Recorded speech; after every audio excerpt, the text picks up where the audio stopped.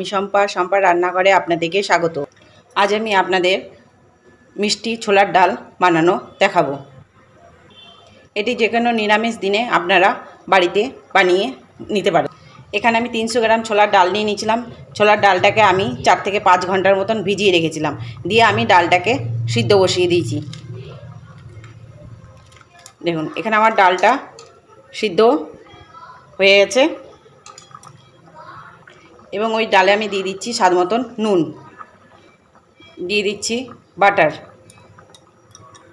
এবং দিয়ে দিচ্ছি এখানে আমি বড় 3টে টমেটো কুচি করে রেখেছিলাম সেটিকে,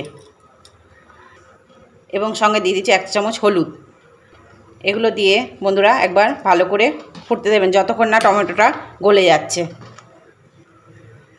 এবার একটা ঢাকা দিয়ে দিচ্ছি।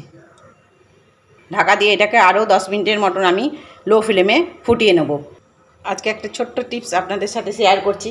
দেখুন আমরা যে টমেটো পেস্টটা বানাই, টমেটো পেস্ট যদি একটু বেঁচে যায় কিংবা বেশি হয়ে গেল, সেক্ষেত্রে আপনারা কি করবেন, সেটিকে ফেলে দেবেন না, সেটিকে ফ্রিজে আইস ট্রেতে ওটাকে দিয়ে দেবেন, দিয়ে ফ্রিজে ভরে রাখবেন। দেখবেন অনেক দিন অবধি এটা ভালো থাকবে।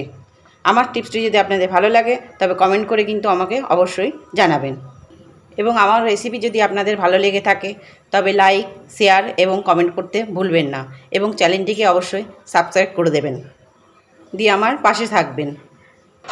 দেখুন বন্ধুরা এখানে ডালটাকে, আমার টমেটোগুলো সিদ্ধ হয়ে গেছে, ডালটাকে একটু হাতায় করে বা ঘূর্ণায় করে একটু ঘুটে দেবেন। দেখুন এখানে আমার ডালটা সিদ্ধ হয়ে গেছে, এটাকে আমি একটা পাত্রে ঢেলে রাখবো। এখানে আমি কড়াই বসিয়ে নিয়েছি, এতে দিয়ে দিচ্ছি আমি সর্ষের তেল। তেলটা গরম হওয়া অবধি অপেক্ষা করব।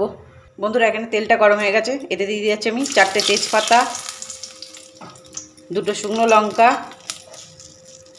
এবং 1 চা চামচ গোটা জিরে। দেখুন বন্ধুরা ফোড়নটা এখানে আমার লাল করে ভাজা হয়ে গেছে। এতে দিয়ে দেবো আমি কুচনো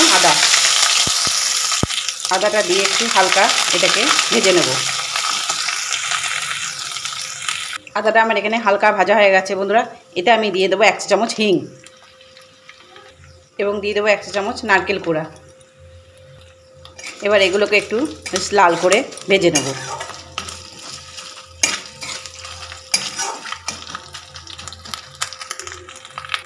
এখানে আমার লাল করে মশলাটা ভাজা হয়ে গেছে।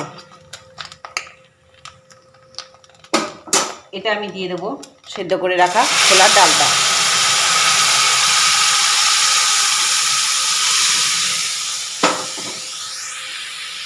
ছোলার ডালটা ঢেলে ভালো করে মশলার সাথে একবার মিশিয়ে নেব। এতে দিয়ে দেবো 1 চা চামচ চিনি, এতে দিয়ে দেবো 1 ডালা গুড়। আপনারা যদি মিষ্টির পরিমাণটা আরও বেশি খান সেক্ষেত্রে আরও একটু গুড় আপনারা বাড়িয়ে দেবেন। এটি নামানোর আগে দিয়ে দেবো 1 চা চামচ ঘি। বন্ধুরা ছোলার ডাল তো আপনারা অনেকে অনেক রকম করে খেয়েছেন, এইভাবে একবার বানিয়ে খেয়ে দেখুন। রুটি, লুচি, পরোটা সবার সাথে এটি খেতে পারবেন। এটি একবার খেয়ে দেখবেন, এটির স্বাদ কিন্তু খুব সুন্দর। এবং নামানোর আগে দিয়ে দেবো ধনেপাতা কুচি।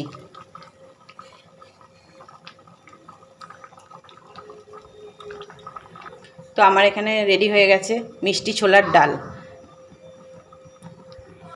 বন্ধুরা আবার ফিরবো নতুন কোনো রেসিপির সাথে, নতুন কোনো টিপসের সাথে। সুস্থ থাকুন, ভালো থাকুন।